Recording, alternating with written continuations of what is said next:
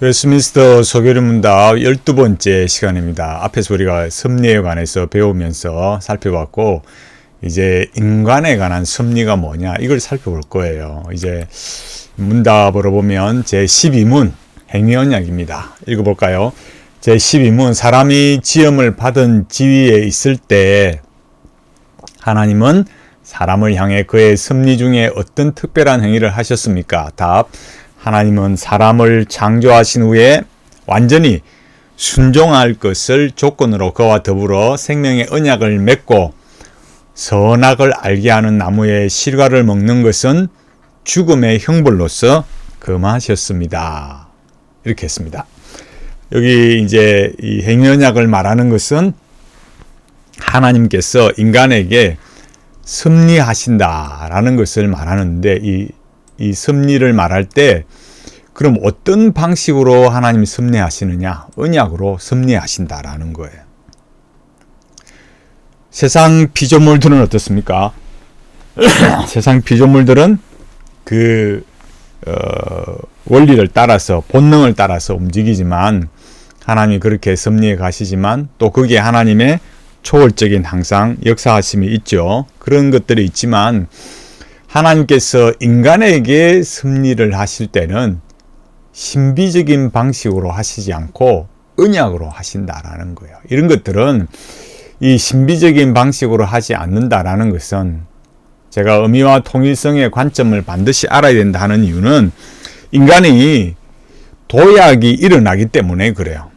도약의 방식으로 가지 않도록 하기 위해서, 의미와 통일성을 얻기 위해서 도약을 행하지 않도록 하나님께서 철저하게 이 언약의 방식으로 삶을 살아가도록 그렇게 섭리하십니다. 그걸 어디서 우리가 엿볼 수 있느냐, 찾을 수 있느냐, 발견할 수 있느냐면 하나님께서 이스라엘 백성에게 뭐라고 말씀하셨냐라는 거예요. 신명기 30장 11절 16절 말씀 보면 뭐라 합니까? 내가 오늘 내게 명령한 이 명령은 내게 어려운 것도 아니요 먼 것도 아니다, 이렇게 말씀을 하시면서 뭐라고 하십니까? 하나님께서 이 말씀을 보면 구원하시고 언약하시고 그 언약의 율법으로 섭리해 가시는 것을 말씀해 주고 있어요. 그럼 뭐라고 말씀하셨다고요? 그 섭리에 반응해야 되는데 뭐냐? 이스라엘 백성이 하늘에 올라가서 가져와야 할 것도 아니고 바다를 건너가서 가져와야 할 것도 아니라는 거예요. 그럼 하나님은 어떻게 하셨습니까? 여호와 하나님께서 내 앞에 두었느니라고 말씀하셨어요. 그러니까 십계명에 계명의 말씀을 주셨어요. 그 주신 계명대로, 율법대로 살아가도록 섭리하셨다라는 겁니다. 왜? 인간은 하나님의 형상대로 창조함을 받았기 때문에, 그리고 하나님의 영광을 위해서 살아가야 하는 존재이기 때문에 그게 가장 존재다운 거다라는 거예요. 우리가 밑에 내려가 보면 말하겠지만 그 하나님의 형상이라는 의미, 그러니까 하나님의 대리 통치자로서 감당해야 된다라는 거예요. 그것을 종교적 열심으로, 수양으로 그렇게 만들어가는 것이 아니라 하나님께서 주신 언약의 계명을 지킴으로써 하나님의 영광을 위해 살아가고, 또 우리 존재가 그 의미와 통일성을 충만히 누려간다라는 거예요. 제가 강의를 처음 들으신 분들은 의미와 통일성이 뭔지 이렇게 기본 도서를 읽으시고 아시면 참 좋겠습니다. 언약이란 뭐냐? 영구 불변한 구속성이 있는 관계를 말하는 거예요. 왜? 영원하신 하나님께서 언약을 맺으셨기 때문에. 뭐 어떤 걸요? 자신의 은혜를 믿음으로 주시겠다는 하나님의 거룩한 뜻을 선포하는 거예요. 그러니까 언약을 맺었다고 해서 기계적으로 또 동물같이 그렇게 하는 본능을 따라 행동이 아니라, 하나님께서 여호와는 주시다, 여호와는 우리의 창조주시다, 언약의 주시다라는 걸 믿고, 하나님을 믿음으로, 그 하나님을 믿고 하나님으로부터, 여기는 은택이라 했지만 하나님부터 그 의미와 통일성을 부여받고 살아가는 존재라는 거예요. 그러니까 하나님의 뭘 위해 사느냐? 하나님의 거룩한 뜻을 선포하고 하나님의 영광을 위해 살아가는 존재다라는 거예요. 그걸 언약이라는 걸로 만들어 간다라는 거예요. 언약의 공식이랍니다. 그게 뭡니까? 나는 그들의 하나님이 되고 그들은 내 백성이 될 것이다. 이게 기본이에요. 나는 너희 하나님이 되고 너희는 내 백성이 될 것이다. 이게 언약의 공식이에요. 공식이라 그래요. 그러니까 언약은 누구한테 주어졌습니까? 구원하신 자기 백성에게 주어진 거죠. 그러니까 구원과 언약이라는 건 뭡니까? 하나님께서 우리에게 어떻게 의미와 통일성을 주시는가를 말하는 거예요. 그걸 뭘로요? 말했듯이 여호와가 주시다. 이 안에 창조주로서 언약주로서 구속주로서 다 영광의 주님으로서 다 포함되어 있는 거죠. 구원론은 뭐라 했습니까? 존재론으로요. 언약은 뭐예요? 율법을 주시는데 규범을 주시는 거지만 또 우리가 어떻게 살아야 할 걸 말하니까 사명적 관점이 되는 거죠. 행위 언약은 무엇입니까? 생명 언약이라 했잖아요. 하나님께서 특별 섭리를 어떻게 시행하시는가를 말할 때 하나님께서 인간에게 뭐 했다고요? 언약을 맺으셨다라고 말한다고요. 그것을 그 첫 언약을 행위 언약이라 이렇게 말하는 거예요. 그 행위 언약을 지킬 때 하나님과 그의 후손들에게 생명이 약속되었기 때문에 생명 언약이라 한다는 거예요. 그래서 그 언약의 조건이 뭐냐? 완전한 순종이 조건이에요. 여기 뒤에 나오겠지만 이 조건이라는 게 중요합니다. 그러니까 행위 언약의 조건은 뭐예요? 완전한 순종. 불순종하면 어떻게 되느냐? 사망이 내려지는 거예요. 그러니까 순종할 때는 생명이고 불순종할 때는 거역할 때는 어떻습니까? 사망이 주어진다. 아담은 어떻게 했습니까? 하나님과 맺은 언약을 어겼어요. 여기 보면은 이사야 43장 27절, 호세 6장 7절을 통해서 보면 그런 언약을 어겼다라는 것을 명확하게 알 수 있어요. 아담은 뭐 했습니까? 선악과를 먹지 말라는 하나님의 명령을 어김으로써 언약을 파괴했습니다. 하나님께서 사람을 창조하시고 에덴에 살게 하시고 모든 피조물을 아담의 지배하에 다 두었죠. 근데 뭘 해야 된다고요? 순종을 전제로 하는 언약 관계. 여기서 제가 앞서 말했던 하나님의 대리 통치자라는 거예요. 그러니까 순종이 무슨 순종이냐? 하나님의 대리 통치자로서의 순종이에요. 그게 뭐에서 나타난다고요? 하나님의 형상으로 지음받았다, 창조되었다라는 것이었어요.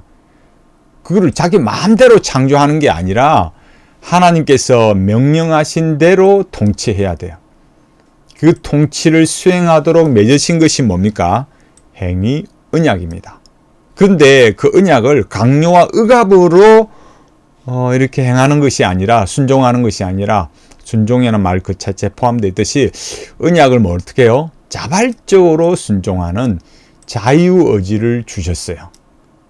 그러나 타락 후에는 어떻습니까? 자유의지가 없어요. 왜? 인간이 죄로 타락하고 오염되기 때문에. 혹자는 말하기를 뭐라 그래요? 아니 그러면 내가 아침에 버스 타고 출근할지 택시 타고 출근할지 지하철 타고 출근할지 그걸 내가 선택도 못하나? 선택할 수 있어요. 그러나 그것마저도 인간이라는 존재 자체가 어떻습니까? 죄로 타락했기 때문에 그런 선택마저도 어떻다고요? 죄의 지배 아래, 인간의 그 죄악된 욕망의 지배 아래 있다라는 거예요. 그리고 근본적으로 여기 자유의지가 없다라는 건 뭐라고요? 하나님이 만족하실 만한 의를 만들어낼 만한, 여기 말하는 건 뭐라 말합니까? 순종이라 하잖아요. 그 순종으로 하나님의 의를 만들어낼 그런 자유의지가 우리에게는 없다는 거예요. 지금도 자유의지가 있다고 말하는 목사들이 있고 그걸 또 그대로 믿는 성도들이 있어요. 교인들이 있어요. 그러니까 자유의지를 말하면 어떻게 된다고요? 전적인 타락을 부정하는 거라고요. 타락 안 했다는 게 된다는 게. 타락을 해도 뭐라고 어떻게 된다고요? 인간 안에는 다 타락한 게 아니고 요거는 살아있어. 자유의지는 타락 안 했어. 이렇게 말해요. 그게 누구라고 했습니까? 그게 어디라고 했어요? 로마 카톨릭이라고요. 그게 아르미니우스 주의자고요. 그러니까 제가 전에 말했잖아요. 드글라스 버몬터 이런 사람 말했듯이 그냥 이 기독교 버리고 로마 카톨릭으로 가버렸다니까요. 그걸 우리가 쉽게 생각해서는 안 돼요. 우리가 이렇게 믿음 생활하면서 우리가 다 완전할 수 없습니다. 제가 계속 말했듯이 뭐라 그럽니까? 이 살아가면서 우리가 뭘 처음부터 완전하게 배우는 게 아니잖아요. 그러니까 우리가 이런 걸 말씀드릴 때마다 완벽하게 이렇게 우리가 다 하는 게 아니다. 그렇지만은 우리가 그런 것들을 좀 이렇게 뭐라 그러죠? 자꾸 지식을 새롭게 할 때는 바꿔가고 변화시켜 가야 되는 거예요. 내가 이렇게 성경을 배우고 교리를 배우고 한다고 할 때, 이건 아니다 싶으면은 이게 정말 잘못된 줄 알고, 그럼 버릴 건 버려야 되는 거거든요. 이게 왜 그렇습니까? 지금 이게 타락이고, 우리가 어려움을 받는 거고, 그게 다 이렇게 맞물려 있다라는 거예요. 그러니까 노만 가이슬러에게 배운 이 더글라스 버몬트 이런 사람들이 가버리는 거예요. 로만 카톨릭으로. 그러니까 자유의지, 지금도 자유의지가 있다 이렇게 말하면 뭐예요? 이 타락을 부정하는 게 된다니까요. 그러니까 좀 이런 걸 진지하게 좀 들어야 돼요. 행위헌장은 뭡니까? 사람을 억압하는 게 아니에요. 하나님께서 자기를 창조하셨다는 걸 알고 하나님께서 그 하나님의 형상을 따라 창조하시고, 그죠? 하나님의 대리 통치자로서 하나님의 영광을 위해 살아가는 참 위대한 사명을 주신 거란 말이에요. 어마어마한 인간으로서는 도저히 그 피조물이 말이에요. 어떻게 하나님의 영광을 위해 살 수 있겠습니까? 그걸 우리가 쉽게 간과해서는 안 되는 거죠. 그래서 그게 억압하는 게 아니고 자유의지를 주셨다고 해요. 타락하기 전에는. 행위헌장 어떻다고요? 하나님께서 인류를 창조하시고 피조세계를 통치하시는 그런 방법이었어요. 이 신문에 가면 은혜언약을 말해요. 은혜언약은 뭡니까? 이 행위언약을 실패한 자들 중에서 그런 사람 중에서 일부를 택하고 구원하는 통치의 방식이에요. 모든 사람을 구원하는 게 아니고 에베소서에 말하듯이 그런 예정된 자, 하나님께서 택하신 자, 그들을 구원하는 하나님의 통치의 방법이에요. 그런 행위언약은 언제 맺었습니까? 여기 교류문답에 나오듯이 하나님께서 사람을 창조하신 후에 즉시 인간과 맺었지만 그때는 뭐예요? 무험한 상태, 자유의지가 있는 상태였어요. 행위언약의 조건은 무엇입니까? 완전히 순복하는 것을 조건으로 삼아서 생명의 언약을 맺었어요. 그러니까 행위언약은 뭡니까? 완전한 순종을 조건으로 하는, 그래서 생명을 주시는 약속이었다라는 거예요. 불순종에는 뭡니까? 사망이 주어지는 거죠. 행위언약에서 금한 건 뭐예요? 선악과 나무의 열매를 먹지 마라. 행위언약은 뭐예요? 지금도 폐기하지 않았습니다. 17세기에 보면 아르미니우스 주의는 아담과 맺은 언약은 아담이 범죄하였으므로 자동으로 폐기되었다 이렇게 주장해요. 그러나 행위언약 자체가 폐기된 건 아니에요. 왜 그렇게 했습니까? 아담은 개인적인 자격으로 언약을 맺은 게 아니고 오고 오는 모든 세대, 온 인류의 대표자로서 언약을 맺었기 때문에 그래요. 그러니까 아담이 불순종하고 죄를 지었을 때 어떻습니까? 모든 사람이 죄를 짓는 거죠. 그 언약의 효력이 그러니까 뭐래요? 아담 개인에게만 아니라 모든 인류에게 영향을 미치는 거죠. 그러니까 완전히 순종해야 돼. 그래야 생명이 있는 거야. 그게 계속 주어지는 거예요. 그러니까 지금도 죄를 지은 자에게 주어지는 저주와 형벌은 뭐예요?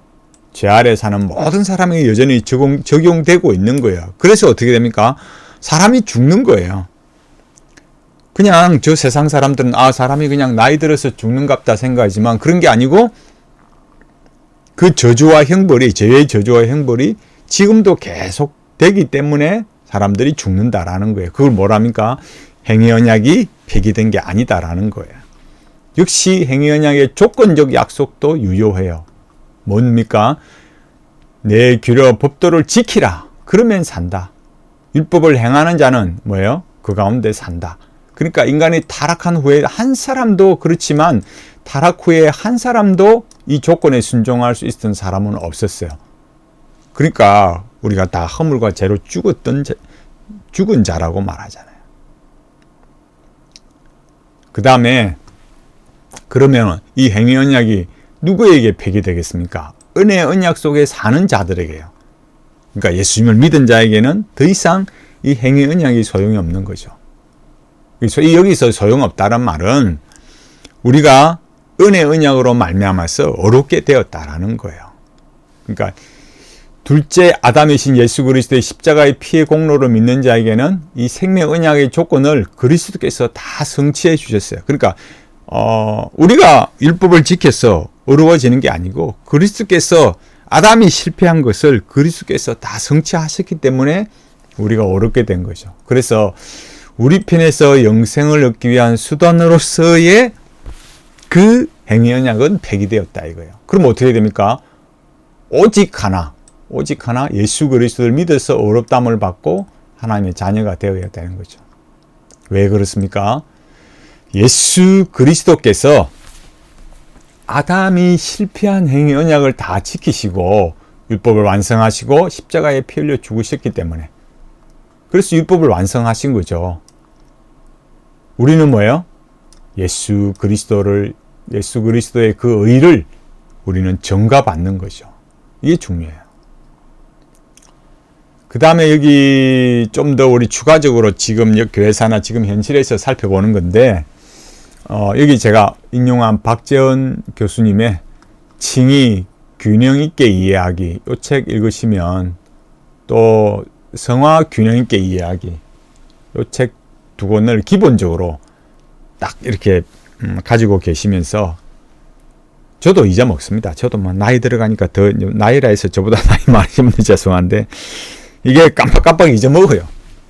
이게 신학이라는 게 그렇습니다. 또 우리가 뭐 성경을 배워도 그렇고 교리를 배워도 그렇고 또 잊어먹고 또 배우고 또 잊어먹고 또 배우고 계속 또 배우고 가는 거죠. 하여튼 요 두 권은 두꺼운 게 아니에요. 제가 한번 보여드려볼까요? 전에도 한번 보여드렸는데 이 책입니다. 칭의 균형 있게 이해하기, 이 책입니다. 그래서 읽어보시면 정말 좋습니다. 여기 박찬 교수님 뭐라 하셨느냐? 인간이 자유의지로 예수님을 믿기로 자유롭게 선택하는 행위 때문에 어렵게 된다. 누가요? 아르미니우스주의자들이 그런 칭의론을 가르쳤어요. 그러니까 인간에게 쉽게 말하자면 인간의 자유의지가 있고 내가 믿기로 선택한 거야. 제가 늘 자주 말씀드렸듯이 하나님께서 우리에게 구원의 상을 탁 베풀어 주셨는데 믿고 안 믿고는 내 자유의지야. 이렇게 말하는 거라니까요. 결국 어떻게 됩니까? 우리의 믿음이, 우리의 자유의지로 믿게 된 그 믿음이 칭의의 조건이 되는 거죠. 그러니까 인간의 공로가 되는 거예요. 이게 성경적이겠습니까? 아니죠. 그러니까 자유의지가 아직도 있다고 믿는 목사를, 그 목사의 교회를 출석한다는 게 여러분이 얼마나 정말 잘못된 것인가, 어리석은 것인가를 진지하게 생각해 보셔야 돼요. 자, 그럼 계획주의 칭의론은 뭡니까? 오직 믿음으로만, 오직 예수 그리스도를 믿음으로만 어렵게 된다. 성경이 그리 말하니까. 이게 계획주의 칭의론이에요. 이게 정과 교리와 맞물려 있습니다. 정과 교리와 예수 그리스도의 십자가를 살펴보면, 그러니까 왜 지금 이 얘기를 하냐면은 아담의 실패와 그리스도의 순종, 이거를 살펴보기 위해서 그런 거예요. 그러니까 우리가 어렵담을 받는다, 전가받는다, 그죠? 그럴 때 전가라는 것은 하나님의 언약을 근거로 하는 거예요. 그러니까 왜 모든 사람이 죄인이겠습니까? 아담이 언약을 어겼기 때문에. 그럼 의인이 되는 것도 어떻습니까? 하나님의 언약을 근거로 해야 되죠. 그러면 아무런 근거가 없잖아요. 왜 어렵게 해야 되겠습니까? 그걸 누가요? 예수 그리스도의 순종하심으로 그 순종의 의로 뭐예요? 곧 예수 그리스도를 믿는 자, 그 택자들에게만 전가가 되는 거예요. 성경이 뭐랍니까? 모든 인간이 아담의 범죄로 죄인이 되었지만 그 마지막 아담이신 예수 그리스도의 새 언약, 그리스도께서 순종하심으로 그 언약을 성취하신 그 새 언약으로 주를 믿는 성도들이 의인이 되는 거예요.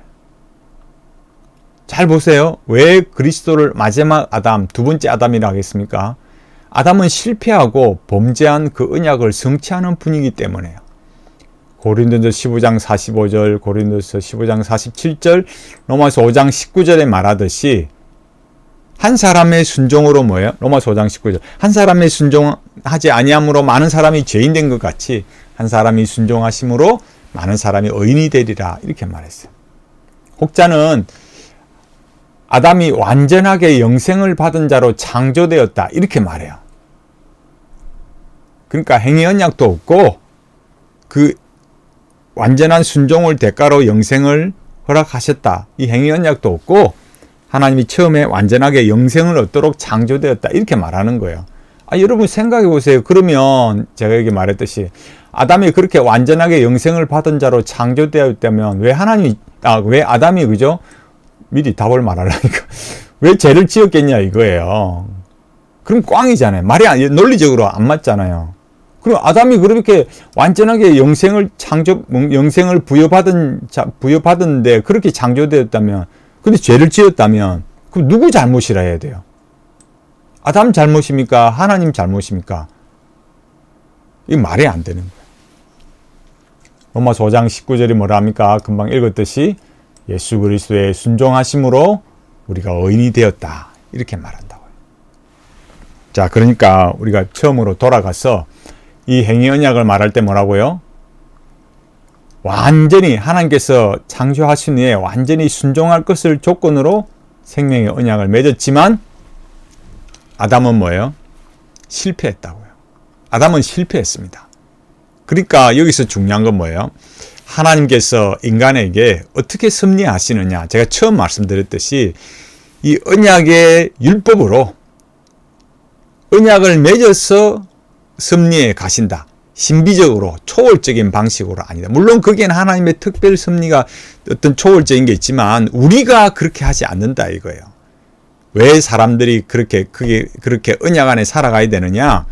제가 늘 말하듯이 언약의 트랙을 열심히 달려가야 되느냐? 왜 그러냐면은 인간이 종교적 열심으로 도약을 감행하기 때문에요. 그래서 제가 계속해서 멘탈리티의 핵심 키워드를 알아야 된다.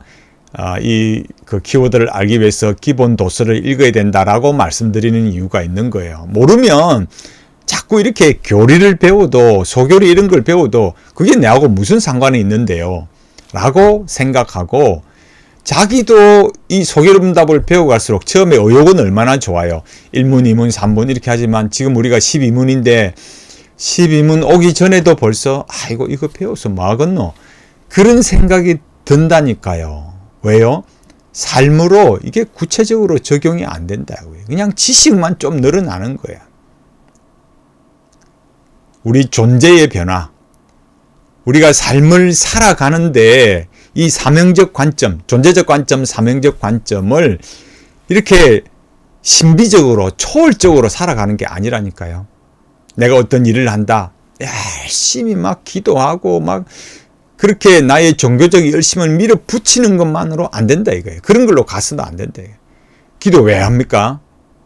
이 하나님의 언약을 신실하게 지켜서 하나님의 영광을 위해 살아가도록 하기 위해서요. 그때 하나님의 은혜를 구하는 거죠. 성령님의 그 역사하심을 구하는 거잖아요. 그러니까 이렇게 행위 언약을 아는 것도 결국 우리 존재의 변화는 어떻게 주어졌습니까? 예수 그리스도의 순종하심으로 저 십자가의 구속으로 우리에게 주어졌다. 우리의 존재의 변화는 우리 스스로 될 수 없다라는 것을 가르치는 거예요. 인간론, 존재론, 성경에서만 이렇게 가르칠 수가 있어요. 그리고 계속 강조하지만 우리 삶을 뭐예요?